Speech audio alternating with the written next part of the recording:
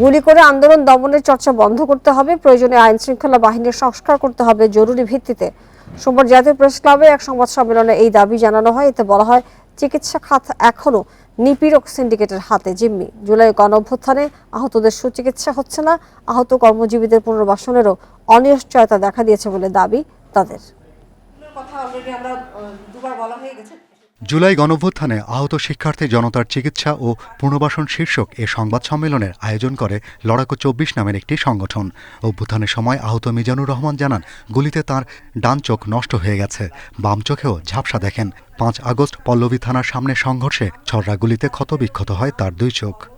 অনেকেই আমাদের মতো আছে যাদের চলার মতো অবস্থা নেই, বাচ্চাদের লেখাপড়া বন্ধ হয়ে গেছে, তাদের খাবার দাবার বন্ধ হয়ে গেছে, আর্থিক সহযোগিতা পাচ্ছে না অনেক জায়গা থেকে, সেটা যেন ওনারা ভালো করে।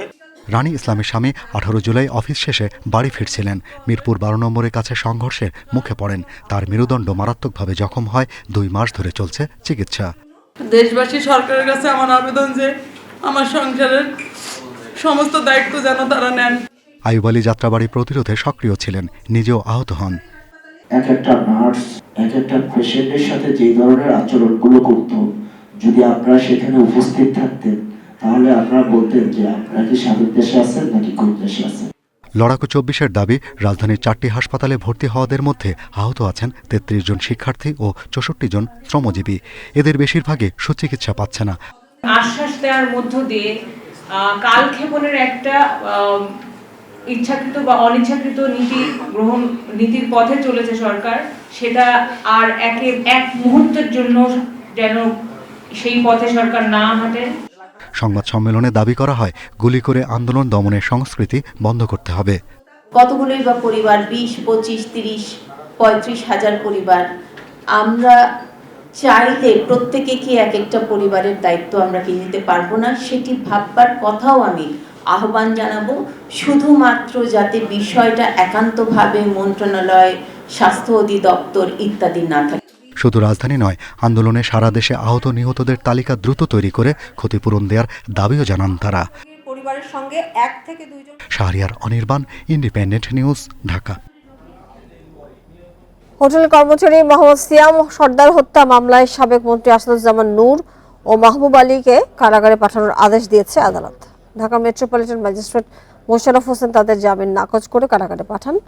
এর আগে মামলার তদন্ত কর্মকর্তা মিরপুর থানার এসআই আব্দুর রহমান আসামিদের কারাগারে রাখার আবেদন করেন। এ সময় আসামিপক্ষ জামিন চাইলে রাষ্ট্রপক্ষ বিরোধিতা করেন। দুপক্ষের যুক্তিতর্ক শেষে কারাগারে পাঠানোর আদেশ দেওয়া হয়। রোববার রাতে আওয়ামী লীগ সরকারের সংস্কৃতি মন্ত্রী আসাদুজ্জামান নূর ও সাবেক বিমান প্রতিমন্ত্রী মাহবুব আলীকে গ্রেপ্তার করে ডিবি পুলিশ। গেল ১২ সেপ্টেম্বর নিহত সিয়াম সর্দারের বাবা সোহাগ সর্দার বাদী হয়ে ১১৪ জনের নামে মামলা করেন।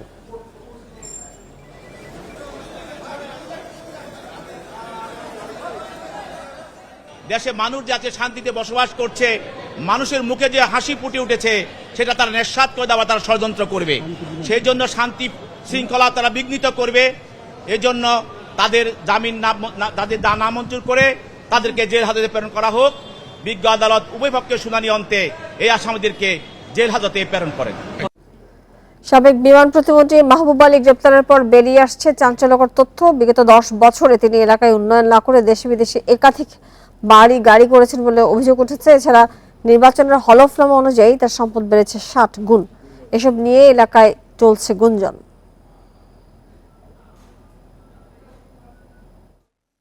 সাবেক বিমান প্রতিমন্ত্রী মাহবুব আলী ২০১৪ ও ২০১৮ সালে ২ বার সংসদ সদস্য নির্বাচিত হন।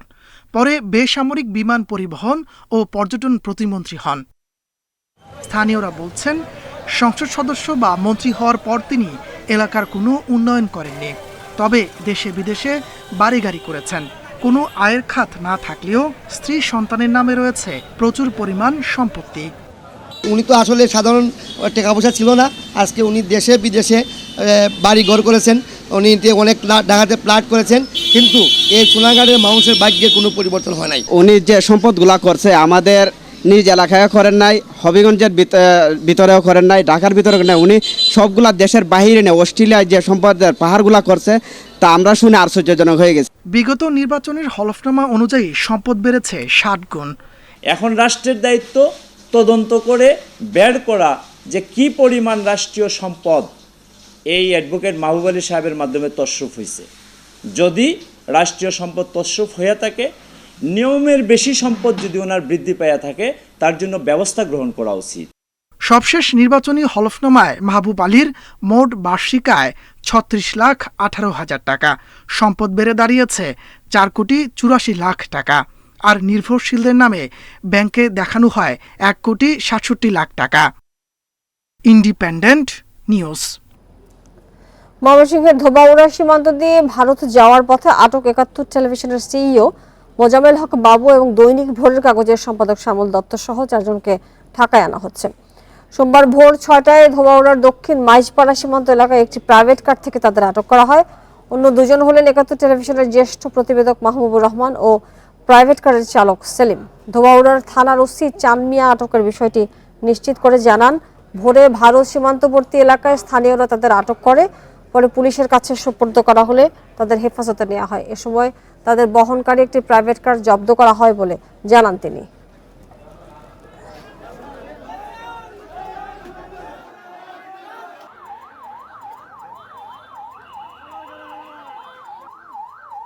একাত্তর টিমের দুজন সাংবাদিক বাংলাদেশ থেকে পলায়ন করে ইন্ডিয়া যাওয়ার পথে দুবারা থানার পুলিশ ওদের হাতে ধরা পড়ে। আমরা ঊর্ধ্বতন অফিসকে জানাইছি, আমাদের যে পুলিশের ঊর্ধ্বতন অফিস আছে ওনারা ঢাকা মেট্রোপলিটন পুলিশ থেকে যেহেতু একটা টিম পাঠাইছে, তাহলে ওনারাই ভালো জানে কিভাবে আইনগত ব্যবস্থা নিবে, কিভাবে প্রসিকিউট করবে।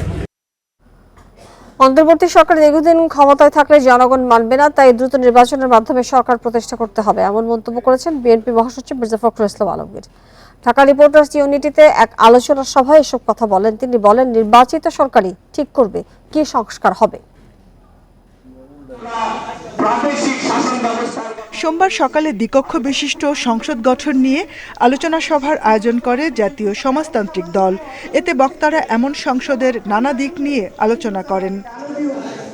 এ সময় নতুন রাজনৈতিক দল গঠনের প্রস্তাব কিংবা অন্তর্বর্তী সরকার অনির্দিষ্টকালের জন্য ক্ষমতায় থাকার আলোচনাকে নতুন চক্রান্ত বলে মন্তব্য করেন মির্জা ফখরুল ইসলাম আলমগীর।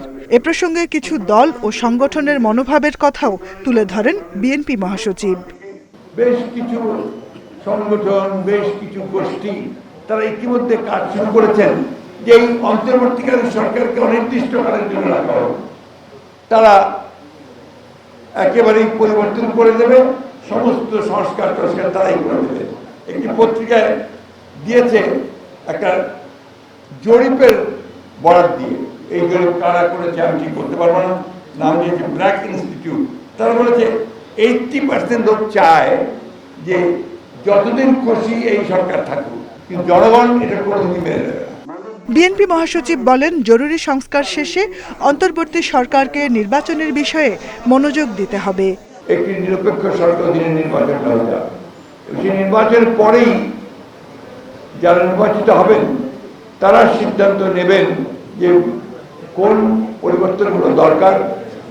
এটা কি আপনার শুধু পরিবর্তনের দরকার না, আবার নতুন করে লিখতে হবে? অনেক প্রশ্ন নিয়ে আসছেন আজকে, নতুন করে লিখতে হবে নাকি একেবারেই বাতিল করে নতুন সংবিধান আনতে হবে, সেটা সেই পার্লামেন্টই সিদ্ধান্ত নেবে বলে আমরা বিশ্বাস করি।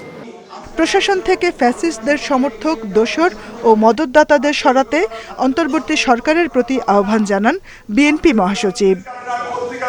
Jahanara Parvin, Independent News, Dhaka.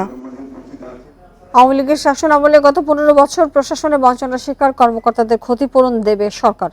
আগামী 3 মাসের মধ্যে 2009 থেকে 2024 আগস্ট পর্যন্ত বঞ্চিতদের তালিকা চূড়ান্ত করবে বাছাই কমিটি। সকালে সচিবালয়ের সংবাদ সম্মেলনে এই তথ্য জানিয়েছেন জনপ্রশাসন মন্ত্রণালয়ের সিনিয়র সচিব মোহাম্মদ মোখলেসুর রহমান। আওয়ামী লীগের সরকার পতনের পর 15 বছর ধরে পদবঞ্চিত সরকারি কর্মকর্তা কর্মচারীদের ক্ষতিপূরণের দাবি ওঠে। এসব দাবির যৌক্তিকতা বিবেচনায় নিয়ে দ্রুত সুরাহা করার জন্য উদ্যোগ নেয় অন্তর্বর্তী সরকার। এর অগ্রগতি জানাতে সরকারি ছুটির দিনেও নিজ কার্যালয়ে সংবাদ সম্মেলন করেন জনপ্রশাসন সচিব জনাব Zakir Ahmed Khan, former finance secretary, also he was the alternative executive of World Bank. তাকে এই কমিটির চেয়ারম্যান করা হয়েছে। এই কমিটিটার নাম হলো, আপনাদের স্পেসিফিক বলি, জনপ্রশাসন মন্ত্রণালয়ের আওতায় চাকরিতে নানাভাবে বঞ্চনার শিকার কর্মকর্তাগণের আবেদন পর্যালোচনা ও নিষ্পত্তির লক্ষ্যে কমিটি। এই কমিটিকে টিওআর হিসেবে 3 মাস সময় দেওয়া হয়েছে এবং এই কমিটির সাথে আরও 4 জন কর্মকর্তাকে দেওয়া হয়েছে, তারা অতিরিক্ত সচিব লেভেলের 4 মন্ত্রণালয়ের। যারা চাকরিতে আছেন তাদের ক্ষেত্রে এ সুযোগ প্রযোজ্য হবে না। 2009 সাল থেকে 2024 সালের আগস্ট পর্যন্ত বঞ্চনার শিকার হওয়া কতজন এ পর্যন্ত ক্ষতিপূরণ প্রত্যাশী সে ধারণাও দেন সচিব। 2500 যে আমাদের দীর্ঘ 16 বছরে বঞ্চিত, ইনক্লুডিং মি, এই এদের নিয়ে কোন পিরিয়ড 2009 সাল থেকে 4 আগস্ট 2024 এই পিরিয়ডের মধ্যে যারা বঞ্চিত হয়েছেন নানানভাবে ইত্যাদি, তাদের বিষয়গুলি কেস টু কেস বিবেচনা করে সরকারকে সুপারিশ করবে কাকে কোন জায়গায় নেওয়া যায়। এবং এটাকে বলে আমাদের যারা চাকরি চলে গেছেন, চাকরি করে বিদায় নিয়েছেন, শুধুমাত্র তাদের জন্য, যারা চাকরিতে আছেন তাদের জন্য এটা কোনো বিষয় না। বেশিরভাগ কর্মকর্তাকেই আর্থিক ক্ষতিপূরণের আশ্বাস সরকারের, আর চাকরিতে কারা ফিরতে পারবেন সে বিষয়টি নিশ্চিত করবে committee. Extension of the government অনেক পদ আছে। শাহাদাত স্বপন, ইন্ডিপেন্ডেন্ট নিউজ, ঢাকা। যে ঐক্যের মাধ্যমে পরিবর্তন এসেছে সেই ঐক্য ধরে রাখতে হবে এমন আহ্বান জানিয়েছেন বাংলাদেশে জামায়াতে ইসলামের আমির ডক্টর শফিকুর রহমান। বিকেলে টাঙ্গাইলে এক অনুষ্ঠানে তিনি এই আহ্বান জানান, বলেন স্বৈরশাসনের বিরুদ্ধে সবাইকে সোচ্চার থাকতে হবে। এদিকে সকালে মুন্সিগঞ্জে দলটির ইসলামীর সেক্রেটারি জেনারেল মিয়া গোলাম পারওয়ার বলেছেন, সনাতন ধর্মাবলম্বীদের আওয়ামী লীগ উস্কানি দিচ্ছে আর ফ্যাসিবাদের বিদেশি বন্ধুরা প্রতি বিপ্লবের ইন্ধন দিচ্ছে। এসব অনুষ্ঠানে বৈষম্য বিরোধী আন্দোলনে আহত ও শহীদ পরিবারকে সহায়তা দেওয়া হয়।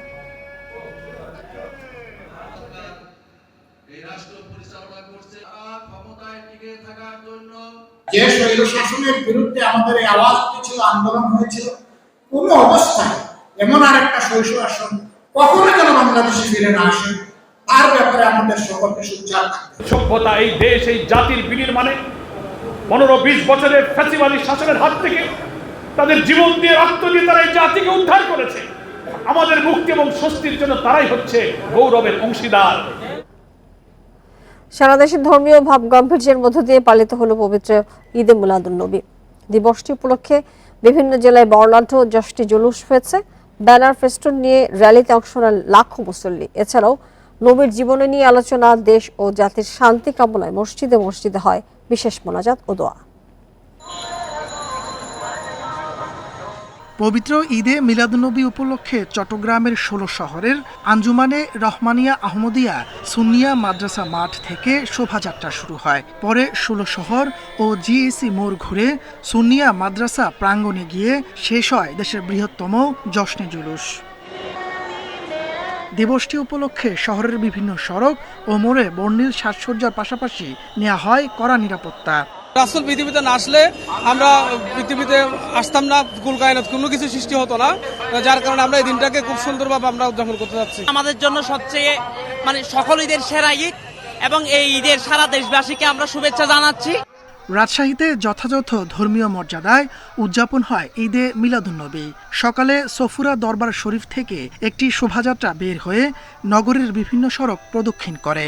সকলে ভাইয়েরা মিলে একত্রিত হয়ে যে জশ্নে জুলুস ঈদে মিলাদুন্নবী সাল্লাল্লাহু তাআলা আলাইহি ওয়াসাল্লাম উদযাপন করতে পারছি, সেদিন আমরা অনেক আনন্দিত। সিলেটে গাউসিয়া কমিটির উদ্যোগে একটি জশ্নে জুলুস বের হয়। পরে একটি মাদ্রাসায় আলোচনা সভা ও মিলাদ মাহফিল অনুষ্ঠিত হয়। মিলাদুন্নবী হয়েছে বলে আমরা রমজান শরীফ পেয়েছি, ঈদ উল ফিতর পেয়েছি, ঈদ উল আজহা পেয়েছি। নারায়ণগঞ্জে বাইতুল ইজ্জত জামে মসজিদের সামনে থেকে জশ্নে জুলুস বের হয়ে শহরের বিভিন্ন সড়ক ঘুরে একই স্থানে গিয়ে শেষ হয়। পরে দেশ ও জাতির শান্তির কামনায় দোয়া ও মোনাজাত করা হয়। আহলে সুন্নাত ওয়াল জামাত প্রতি বছরে নেয় এবারও নারায়ণগঞ্জে আনন্দ মিছিল উদযাপন করছেন। একমাত্র রসুলে পাকের মহান আদর্শে আদর্শিত হয়ে, রসুলে পাকের রঙে রঙিন হয়ে বাংলাদেশকে একটি সুন্দর দেশে পরিণত করি। মুন্সিগঞ্জে দাওয়াতে ইসলামী বাংলাদেশের উদ্যোগে জশ্নে জুলুস বের হয়। পরে মিলাদ ও দোয়া অনুষ্ঠিত হয়। এছাড়াও রংপুর, নীলফামারী, নোয়াখালী, চাঁদপুর, নরসিংদী ও খাগড়াছড়িতে যথাযোগ্য ধর্মীয় মর্যাদায় উদযাপন হয় ঈদে মিলাদুন্নবী। তাপস সরকার, ইন্ডিপেন্ডেন্ট নিউজ।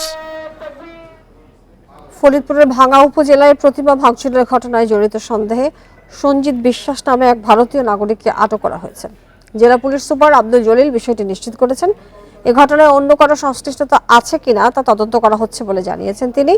প্রেস বিজ্ঞপ্তিতে বলা হয়, শনিবার রাতে জেলার ভাঙা বাজারে হরি মন্দির ও কালী মন্দির একটি প্রতিমার কিছু অংশ ভাঙচুরের খবর পায় পুলিশ। পরে ঘটনাস্থলে যান পুলিশ সুপার আব্দুল জলিল সহ অন্য কর্মকর্তারা।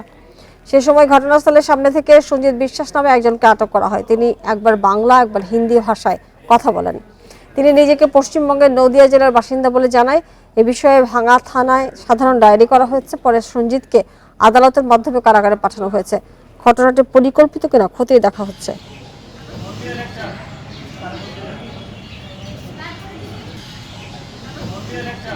ইন্দো প্যাসিফিক অঞ্চলের স্থিতিশীলতার স্বার্থেই ঢাকা দিল্লির সুসম্পর্ক চায় যুক্তরাষ্ট্র। সেজন্যই বাংলাদেশের রাজনৈতিক পট পরিবর্তনের পর দুই দেশের মধ্যে যে অস্বস্তি তৈরি হয়েছে তা দূর করতে দুতিয়ালি করছেন মার্কিন সহকারী পররাষ্ট্রমন্ত্রী ডোনাল্ড ট্রাম্প। সম্প্রতি তার দিল্লি সফরকে এভাবেই মূল্যায়ন করছেন আন্তর্জাতিক সম্পর্ক বিশ্লেষকরা।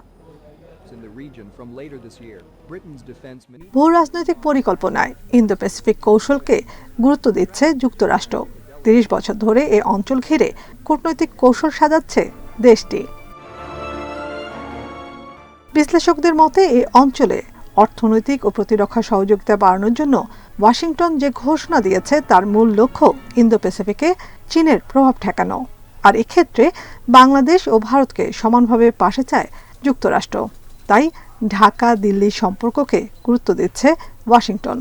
ডোনাল্ড লোক নিশ্চয়ই কোনো মেসেজ দিল্লি থেকে নিয়ে এসেছেন বাংলাদেশে, এবং বাংলাদেশের কোনো মেসেজ নিশ্চয়ই তিনি দিল্লির কাছে পৌঁছে দেবেন, যার মধ্য দিয়ে তিনি চাচ্ছেন বাংলাদেশ এবং ভারতের মধ্যে দ্বিপাক্ষিক সম্পর্কটা স্মুথ থাকুক। এই সম্পর্ক যদি স্মুথ না থাকে তাহলে দক্ষিণ এবং দক্ষিণ পূর্ব এশিয়ায় যুক্তরাষ্ট্রের যে পলিসি, সেই পলিসিগুলোকে প্রসিড করা আমেরিকার জন্য একটু ডিফিকাল্ট। জাতিসংঘের সাধারণ অধিবেশনে যোগ দিতে আগামী সপ্তাহে নিউ ইয়র্ক যাচ্ছেন প্রধান উপদেষ্টা ডক্টর মোহাম্মদ ইউনূস।